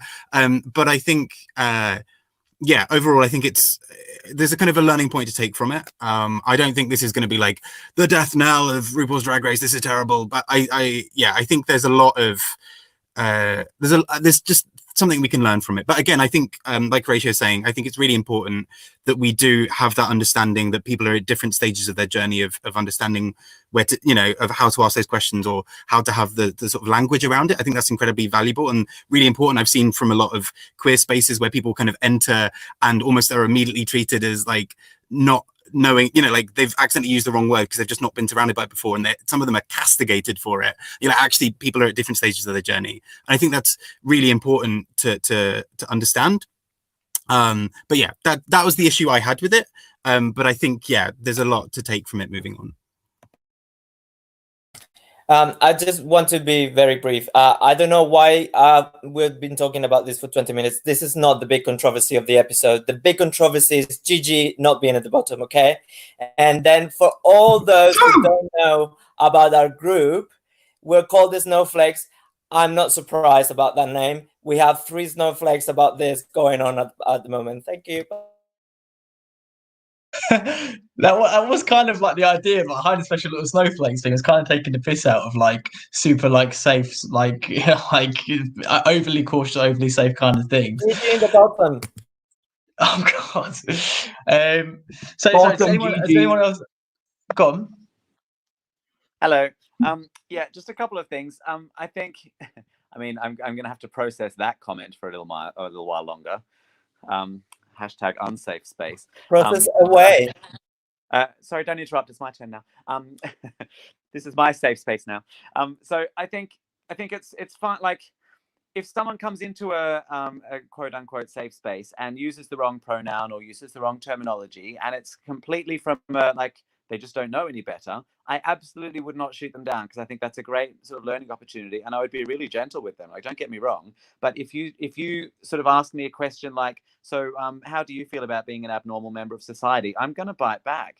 And I feel like this wasn't said explicitly, but that's kind of the basis of his question, was thinking that it was like not necessarily abnormal, but like this privilege that he sort of has to, like, I think, do I need to be part of this conversation or this sort of decision making? Like, do we allow this on television? Just kind of got my back up. I think that it's like great that this conversation has happened. So it's great that it's been on TV. And I agree with what Sudikan said before. Props for visibility, by the way. But like that, it's a useful conversation to have, and that, you know, good will come of it, and that people will sometimes ask questions in the wrong way. But that doesn't mean we need to say it's not the wrong way. I think it's okay to say, and like, I'm still going to watch Drag Race, and if Jeff Goldblum's on something else, I'm still going to watch it. Like, I'm not going to melt. But also, like, call out white male privilege where you see it. Surely. So I just want to say, like, as well, like, the only other thing I wanted to add that we haven't really talked about, which I think is like slightly counter to your guys' points a little bit, which is like, I feel like he started off by asking whether she was Muslim, right? And she said no. So I don't think it was saying like, you're disgusting, you're wrong, like, you know, your culture's wrong, like, because I think it would be different to an extent. I'm not defending the statement. Obviously, it wasn't the right thing to say. But I think it would have been different as well. Like, it's not as if he's come to gay bar and he's like, "What are you gays doing?" It's like saying, going to gay bar saying, "Are you gay?" No, I'm not gay. Oh, like, what are these gay guys doing? You know what I mean? Like, still not good, but like, I feel like it was different because of that as well. We're not really taking into consideration. It's kind of what I said in the previous episode, which is probably the wrong time to repeat this 100%. But like, she was going on about like as if it was her plight about like being a Muslim American before, and this is totally the wrong time to bring this back up again. I'm really regretting this, but she was sort of like bringing it up before as if it was her plight, when she hasn't dealt with that, because like she hasn't ever identified as Muslim, and sure, her family have, kind of thing, and like she has some experience of it, but I felt like the way she was talking about it previously was kind of I don't know. Whereas this episode, I think was different because I felt like she did it for the right reasons. Like she wanted to draw attention to it, and I think because of that, she is the perfect person to ask questions to about it. You know, she's kind of one step removed from it. Again, I feel like if she's kind of like associating herself more, like I don't know, I haven't seen with the backlash from Twitter and stuff, but like if she's like putting herself more in the steps of like she's had this like, you know, Muslim journey or whatever, I don't think that is fair because is one step removed from it, you know. Like I feel like that was like the wrong thing to say. But yeah, I don't know. Again, I don't know. I don't know. Luke, do you know what? Does anyone else want to say anything? Or Sue and then Luke, because sometimes people have to remember it is okay to offend people. It is okay to be offended, but it's not your problem if you offend someone. Because one problem I have with safe spaces is if you rely on them too much, you go into the real world and suddenly you're in a culture shock because you expect everyone to be accepting. Because whether you're straight and now don't get me wrong, a lot of obviously depending on your random lottery chance of how you were born, you've got a bit more privilege, you've got a good thing here. But if you go into the real world, most people, as long as they get on with you, they're not going to care. You know, because it's the same sort of thing where like someone goes, I'm not racist, I have black friends. No, you're not racist to your black friends. You say there's plenty about your people that are black that aren't your friend. And that's where it really comes out. And I think because when you're part of a minority in any shape or form, you do your bit not to be or to be empowered. And it just makes you forget because a lot of other people don't have to do that. They have no clue about it. Because it's like feminism. I looked into a lot of feminism, and a lot of it's gone off the rail because feminism is meant to be about gender equality, not superiority and dishing it out. And I think this was happening. Drag Race has created this thing where we think we're more mainstream than we are. Because it's okay to be gay and not be killed in our country now, we think we've reached this place where everyone knows what we are and how we do, and it's not the case. Most straight people just they still poke fun at that. They just don't do it in front of you anymore to your face. And Jeff Goldblum didn't mean anything nasty with what he said. What he said, he just wanted to clarify this, probably because he's had talked about it with other people and he wanted to get down to the truth. And the unfortunate thing is, unless everyone becomes the same sexuality, there's always going to be issues about it. And we just got to learn to accept differences rather than attack each other for differences. I mean, I absolutely agree. We have to accept differences, but I think that accepting differences comes from a place of acknowledging differences. And I feel like, I don't know, I feel like the background of that question is maybe a little bit like him sort of feeling like he obviously is the authority on this when actually he's already said that he doesn't know much about it. But still, the way the question was delivered it was coming from a strange imbalanced place. I think also just the other thing I would say is that well, in fact, sorry, two brief things. One, I don't think I was offended by the way he said it. I was just annoyed, and I'm voicing annoyance rather than offense. And secondly, I think on safe spaces as setting you up for a fall, I belong to a very safe space in the London Gay Men's Chorus, and we I was walking down the street wearing very colourful clothes the other day and was the recipient of verbal homophobic abuse. And my first reaction was, go away, I look fabulous. And the only place that confidence comes from is from spending enough time around a bunch of people who lift you up for who you are. And I think those places are really important. And on that note, I get kind of just as annoyed at hens nights celebrating in gay bars because you're a little bit of a zoo for them to go and party with, when actually that's my place. That's not your place. That's what I'd say. Yeah. Should we go to Gigi in the bottom two? Yeah. I agree. This is a great conversation, and I'm glad we've had it. And that's not to like cut Luke off there, but yeah. Yes. Okay, I was yes, we can do. Went to Sudican first because I've talked a lot about this. I know I have many feelings about this, and I'm glad we've had this conversation too. And I'm glad we're all still friends. Yeah, exactly. I completely agree. I just want to say as well, like Luke and I have had like conversations about like safe spaces and that kind of stuff, like like one-on-one and stuff. And I think it's super interesting. And like I completely like agree with everything Luke said, and like I definitely want to carry on having those conversations. In fact, like we could do a whole stream about this kind of thing. Like we could easily carry on this conversation for a while, but we should go back to the episode. I totally agree. So the bottom. So Conor Horatio, you want to talk about this, right? The bottom three. What do you want me to say? You've got feelings about the bottom. What do you want me to say that is not already obvious? For God's sake, she should have been in the bottom two last week, let alone this one. I Fine. don't think so. Okay, you go. So Widow was objectively terrible. Like Widow was terrible. I'm so sorry to interrupt. My dinner's ready actually, so I'm going to go. Otherwise, Oh, of course. Okay. Take care, Cheers, Luke. Luke. Love you all. Take care, man. So wait, who was in the bottom? So Widow, who's the other one? Okay, so to me, I'm Jackie. gonna say, because I haven't been involved in the rest of it. To me, the least, I mean, for me, Gigi was the worst of the lot. I mean, even worse than Widow by a mile, because Widow had 2 jokes. Widow at least had 2 jokes. The shake it all about one, and there was the one with the beard.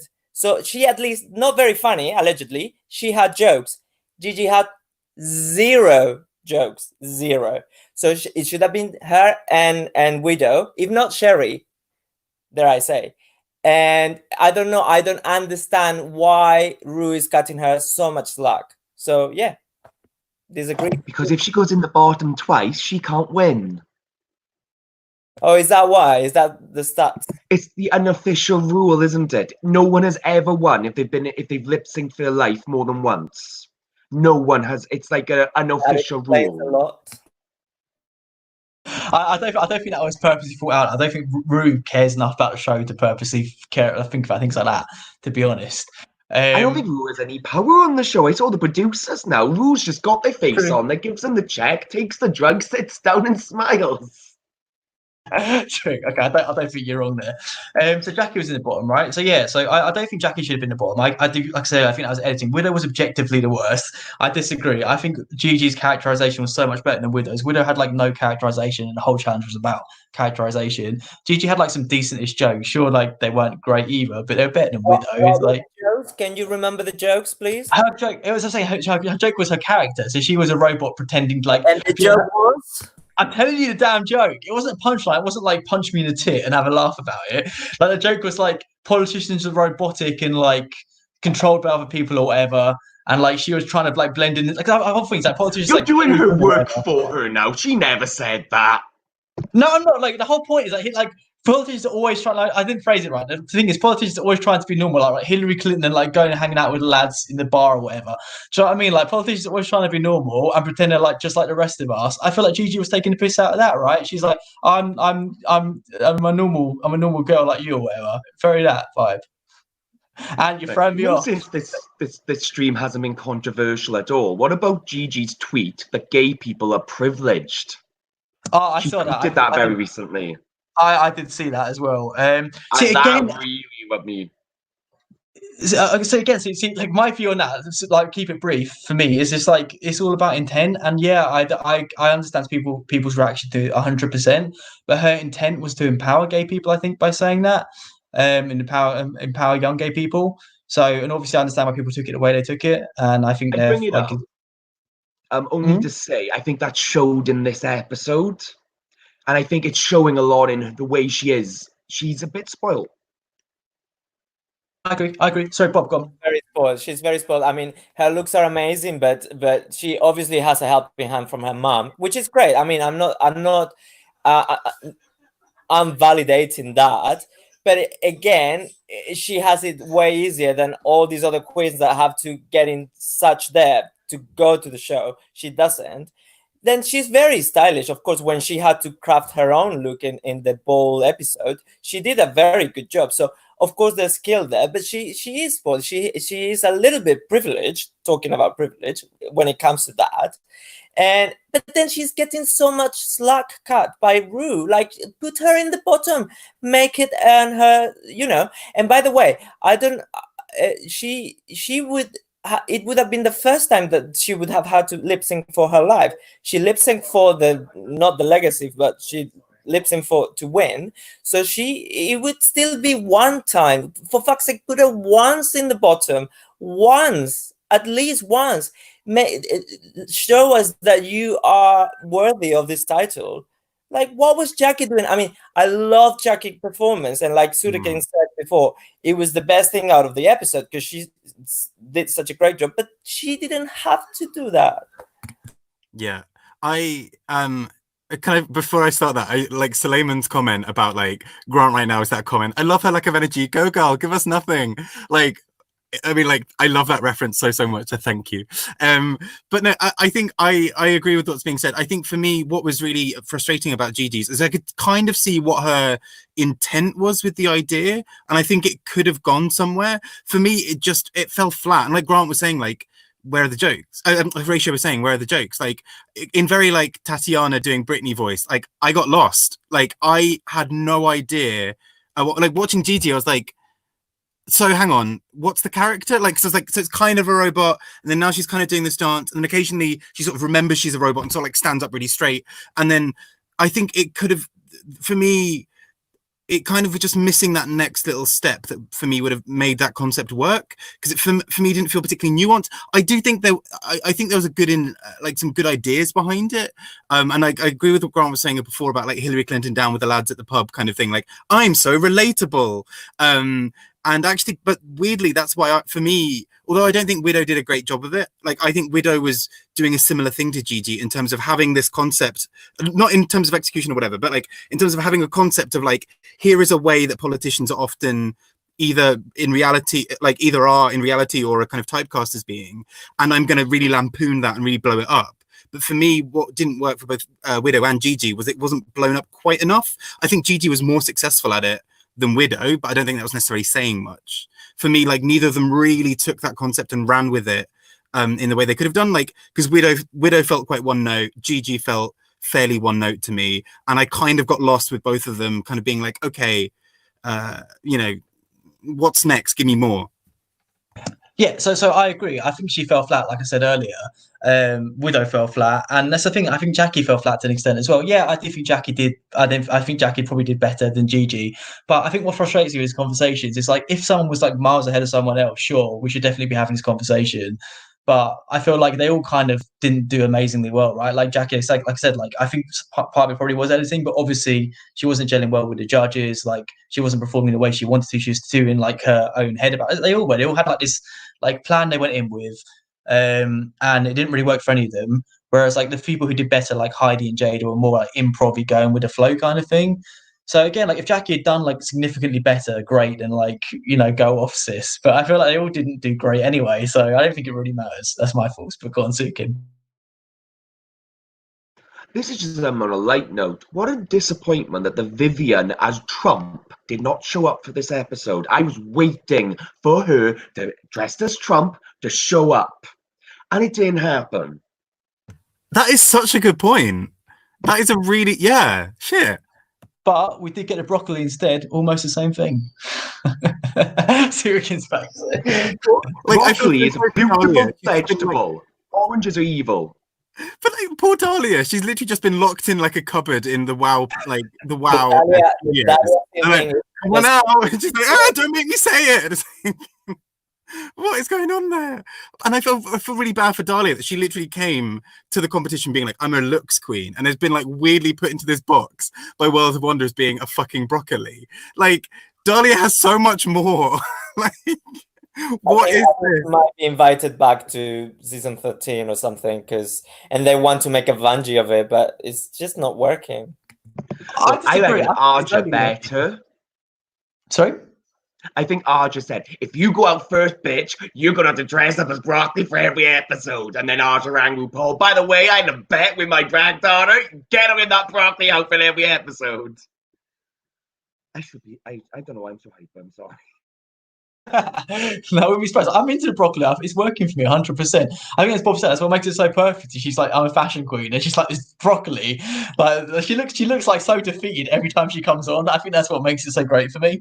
I'm getting like, obviously it's not as good as Vanjie, but I'm still living for it. So yeah, talk about lip sync. Who wants to go first about that? No one? I can talk about it. I'm happy to talk about it. I think it was great. One of the best lip syncs we've had. I absolutely loved it. Like, wasn't quite Jeff Goldblum crying levels for me, but like, I thought it was great. Like, you could really like, they both connected with us. I hate that damn song. I'm a big Katy Perry fan. Her unreleased stuff before, like, she did this album with The Matrix before her first album. Listen to that. It's great. But I hated Firework. Always hated Firework. But I love this lip sync. I still really enjoyed it, which I think says a lot for me. Yeah, they both really sold it. I thought they both did amazing. I think it was a great way for Widow to go home because it's such a great performance. I think Jackie nailed it, especially with her outfit and everything. That definitely worked, and the emotion, and everything. Loved it. Go on, City Kid. I was dreading. I was going to go, Jackie, if you take that thing off, you're going home. Jackie, do not take that thing off, you're going home. Because at first she did a flip, and I was like, oh no, don't roll that. But she just owned. She was like, boom, boom. I'm going to give you fireworks from inside, and boom, boom. And when she was moving it, and oh my, it was amazing. And because I felt sorry for Widow, because if this was a soul song, she would have won. But Widow had been told to get out of her head and not be so angry, and she's like this. Which for another song would have been brilliant, but she was too serious. I mean, Fireworks, a happy-go-lucky song, and considering what Jackie just went through, the way she was be like, and all that, that was skill. Because I would have been a wreck. I was just been like, I thought it was just brilliant, and it was my favorite lip sync of the season, in a few seasons, because I don't know why. I did not expect Jackie to be good at lip syncing, especially because in the first episode, she was like, oh, I'm in bed by 8. I'm not good at this sort of thing. Like, that storyline kind of got lost in there. And I really liked what Jackie did with it. It was campy, it was fun, it was well executed. Because Widow is a good lip syncer. I mean, if you told me Jackie would beat Widow in a lip sync, I would have bet you 50 quid and been like, I'm ordering my drinks ready. And then I would have owed you a lot of drinks. Cool. Thank you. I thought it was just really interesting. Yeah, same thing. It's very interesting actually, because when we did our little predictions at the beginning of the year, at the beginning of this season, I think we put Widow quite far down. And she really showed herself with some of these lip syncs. It's weird, actually. I do think she started off Firework a bit intense, but I actually think towards the end of the song, it was kind of working for me. But I think by that point, it was a bit of lost ground. Who was it who commented? I think it was Kurt who mentioned about the plastic bag. Where did you get that from? That was fucking great. I love that for the first bit of the song. The same thing. I don't really like Firework. I was kind of curious about what song they would do to kind of capture America. And so they went with a song that had about 4th of July and whatever. But I love the fact that you've just right from the offset, you've got Widow really trying to get into this song and being kind of angry, and then Jackie just running around kicking a paper, a plastic bag. You're this is gold. And literally, for me, it's always a bit of a risk, I think, when someone acts out every lyric of a song, instead of necessarily feeling it, just kind of acting out a lyric. But I think Jackie does it with such aplomb and such playfulness that I was like, this is great. This is so campy, so silly. She's pretending to die and then coming back for 6 feet under or whatever the lyric is, and bloody love her. And yeah, I still don't think Widow did necessarily a bad job of it towards the end, especially. But I just think Jackie was on a whole other level. It was so fun, so playful, just so joyful, and I was really bloody happy. So yeah, and also, Koz, do you speak German? I just saw a little ich habe keine Ahnung, ich habe keine Ahnung there. Curious. Anyway, yeah, sorry, I'll shut up now. Oh, just very quick. I didn't mean to say Widow was a bad lip syncer or did bad in the lip sync. I was just saying in comparison, if you get me. Yeah, we must unearth that ranking that we did on the preview, yeah, because we should compare it soon to see how well we've had. We didn't do really well with Widow. Yeah, I think she was pretty bottom of the list. I'm a sucker for acting out the lyrics. I like that. I don't think we see enough of that on Drag Race. I think it's all about rolling around the floor. I say this a lot, and thumping your chest and looking emotional. And I think we need a bit more of Jackie's approach, or I don't know, Miss Crackers, people who actually think about the choreography or what they want to do with the song. And I don't think we get enough of that. That said, I agree with Bob that when you started seeing her doing almost mimicking out every single lyric, you went okay, I hope there's more to that than just that. But she did so well. She also very smartly found a light in the middle of the stage at the right point, and she stood still for the first time, I think, just staring at the light. In a way, she found the light. This is a concept for stage people. She found her light, and she did so well in that. And by that point, she had already won. Yeah, so I think Widow, as good a lip syncer as she does a lot of thumping and a lot of that. And of course, if you do the splits, you're more likely to win. But I personally don't like that. So I'm glad that Jackie survived, and I was glad to see her performance. But I'm wary that if she has to lip sync again before the top 4, she might be going home because that approach to lip sync doesn't seem to pay off as much as others. But that said, I don't know how. I mean, we haven't seen. So Jada has lip synced. Have we seen them all lip sync? I don't know. You haven't seen Crystal. Yes, true. So Crystal, we haven't seen Crystal, so that'll be interesting to see how she does. Because I think Heidi is in her last sort of leg. I mean, if she has to lip sync again, she'll probably go. I'm kind of thinking the same about Jackie. But then I don't think Gigi is that good a lip syncer. I mean, she will obviously survive whatever she's thrown. And so will and Sherry, yeah, we've only seen her lip sync once, so it'll be interesting to find out what happens in the next couple of episodes. Cool. Yeah, I agree. Do you guys have any final thoughts on the episode? Anything else you wanted to add about the episode specifically? Put your hand up if you do. If not, we'll move on. So next thing I wanted to say, next on the agenda is okay, go on then, Suki, go on, you go. I'm getting a bit thing with this Sherry Pie thing. I wish they'd either stop editing her in completely, because I think it's wrong to put her in for a shady comment just to make the narrative go on and then nothing else. Because if you're disqualifying her because of the awful thing she did, you shouldn't use her at all. Show her on the runway, show her in the challenge. They're using her they let her have a go at Widow and stuff. I don't like the way they're doing that. They need to be more consistent with it. She's either disqualified or she's not. Yeah, I think that's a good point. I mentioned that at the beginning. I think that's a good point as well. Sorry, go on, Bob.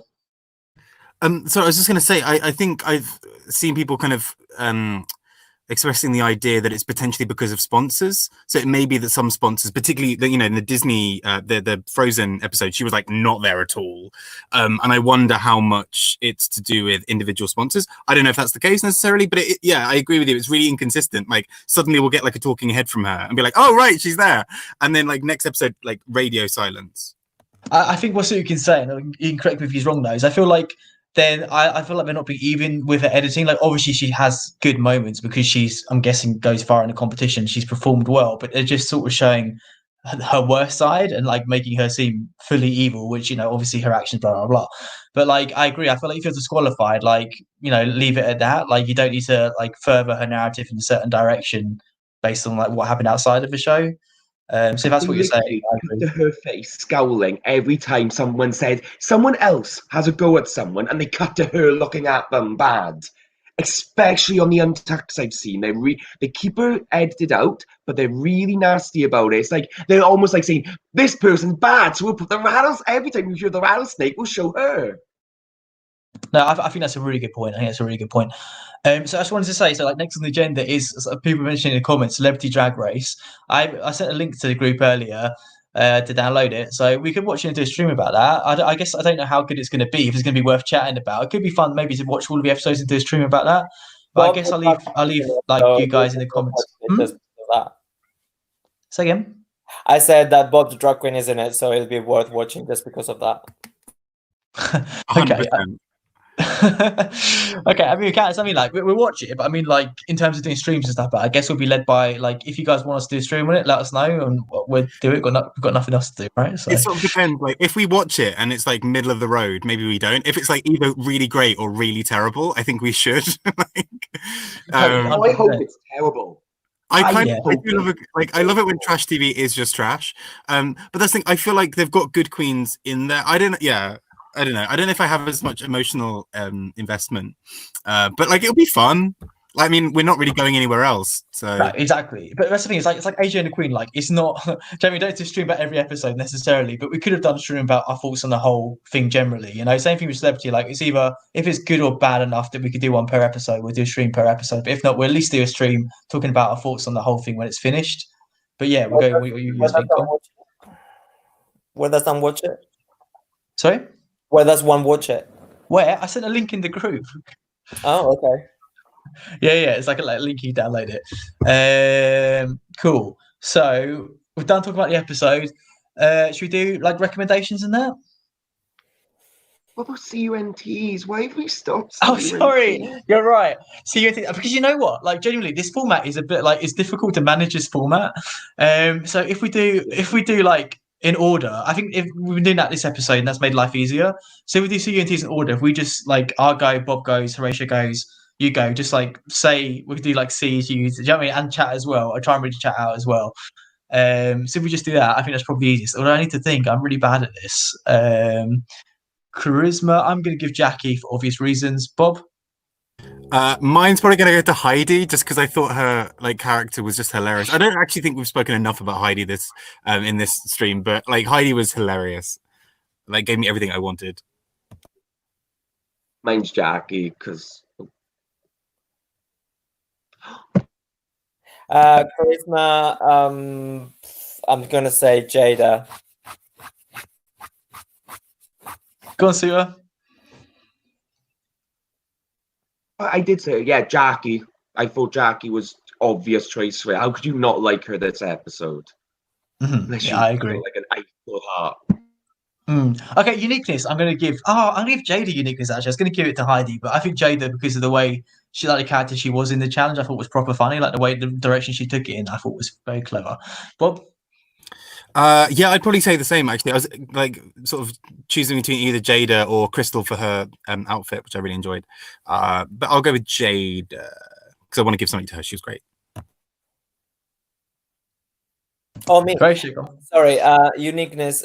Crystal. Sorry, Crystal is the most unique to me. But yeah.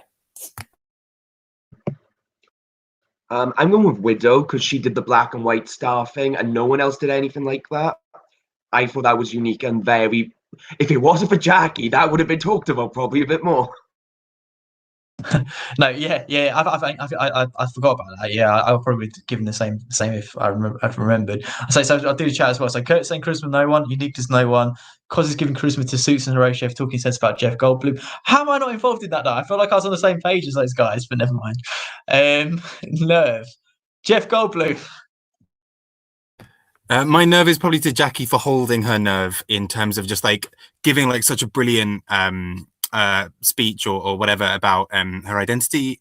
I thought like just the nerve to be able to like actually articulate that when you're like crying was incredibly powerful. Nerve to RuPaul for not putting Gigi in the bottom. Go on, Sia. Mine's also RuPaul, but it's for that bloody fake laugh. Okay, my talent is going to go to Michelle because even though she wasn't on the show, she's still slaying the game. I was so tempted to say that. I'm gonna give talent maybe to Michelle for all those like acting skills. For like really pretending she's cutting up on a video transmission. Amazing, thrilling. I don't know. Maybe you've said this, but she was in London. You guys noticed, right? That was the Olympic Stadium. Talent to Jackie Cox because she's so talented, and I really enjoyed that today. And by the way, I really enjoyed her lip sync. But the thing I enjoyed the most in this episode was the mini challenge. I think she was absolutely brilliant. Talent goes to Gigi Good's mother for making such a lovely outfit for her to wear.